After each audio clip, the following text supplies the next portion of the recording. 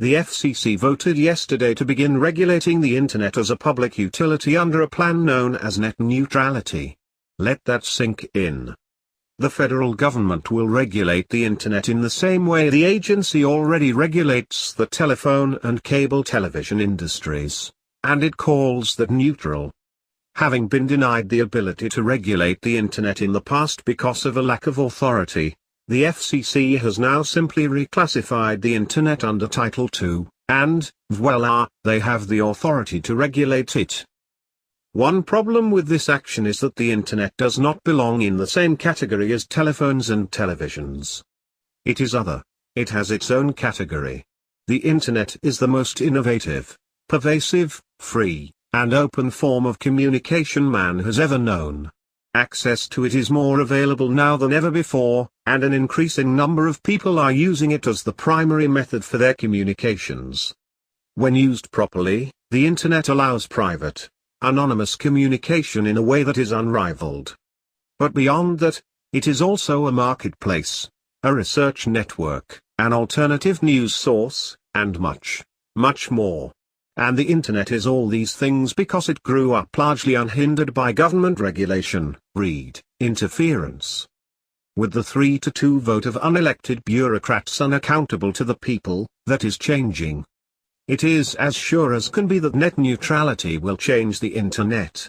As the Internet is bogged down in regulation by an agency that has no constitutional authority even to exist, let alone to regulate the Internet, the innovation that birthed and nursed the net to youthful maturity will be replaced by concerns about compliance with regulations. Instead of answering to the concerns of consumers, as is done in a free market, ISPs, Internet service providers, through which a company such as Netflix provides services to Internet users, will begin focusing their attention on lobbying the FCC. The result will be an Internet that has lost its youthful energy and is mired in rules that aren't even known yet. The reason the rules aren't yet known is that FCC Chairman Wheeler decided to keep them secret. He has hinted at the powers the new rules grant to the FCC, though, and they are frightening. In an op-ed piece for Wired on February 4, Wheeler wrote, "My proposal includes a general conduct rule that can be used to stop new and novel threats to the Internet.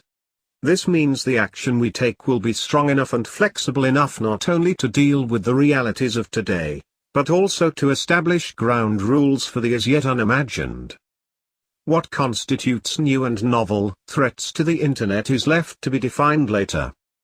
Perhaps as disturbing as the secrecy of the plan is the underhanded method by which it was promoted, using, ironically, the Internet itself.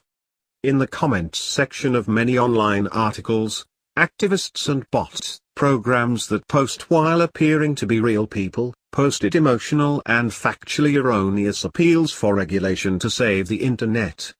One example is this comment that appeared verbatim in the comments section of several stories under several different usernames. Cable companies need to be regulated. They're working together to prevent having to provide better service or lower prices. The Internet in the US is extremely slow and overpriced. My cable Internet costs me $150 per month, from Time Warner. Contrast with my other expenses. Gym, $11 per month from Planet Fitness.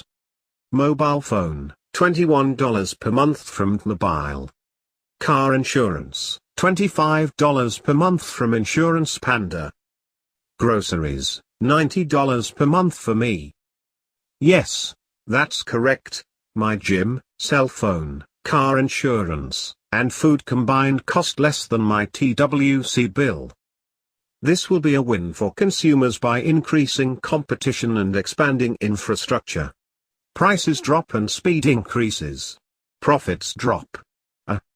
In many comment platforms, visitors to the site can click on a username to see other comments posted by a commenter. Several of the usernames that posted the comment above have no other comments logged. It appears those usernames were created specifically for the purpose of posting that comment. The purported reasons for the FCC stepping up its regulation of the Internet is that ISPs were giving preferential treatment to some services and discriminating against others and creating paid fast lanes on the Internet. It sounds evil. It screams for relief that only big government can provide. Granted, some ISPs were slowing traffic to sites that provide streaming services for watching movies or downloading large files, while at the same time allowing faster connections to other sites. Also granted, most ISPs were providing faster services for consumers who pay more. But is that wrong? Does it require relief in the form of regulation? These types of things are normal in a free market.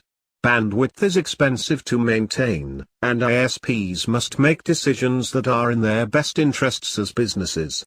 If some consumers are using a very large amount of the available bandwidth to download large files and stream movies and music, it means that either everything on that connection will slow down for everyone using it, or the ISP will have to increase the bandwidth and pay for it.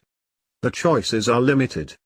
The ISPs can choke the speeds to connections to those services that use the most bandwidth. They can charge extra to consumers who desire faster connections. They can raise rates across the board, or they can do a combination of the three. Following the logic of the arguments in favor of net neutrality, a restaurant should charge the same price for an 8-ounce steak as for a 16-ounce steak. Just because customer B has a bigger appetite than customer A doesn't mean B should pay more, goes the net neutrality reasoning.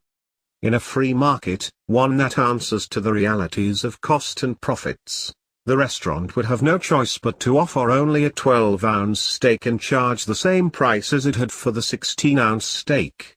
And that is where these new regulations begin to harm consumers.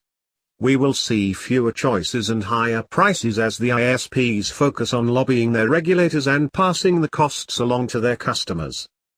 Many people live in areas where the demand for high-speed internet is low and have had to suffer with slow connection speeds. They have sat in Starbucks and public libraries and used their internet connection when they needed a faster connection. Many currently pay about $100 per month for high-speed internet and home security from Comcast because they live in areas where demand is higher. These are their choices. There is no one-size-fits-all approach, and as big government tries to force one, those who advocated for this are going to figure that out. Thankfully, it is far from over. The courts can rule against net neutrality. Some in Congress are already talking about a bill to set it aside. A future FCC commission could reverse it. It is a dire situation to be at the mercy of big government where something this important is concerned. It is time, as the New American's Joe Wolverton has observed, to force the federal beast back inside its constitutional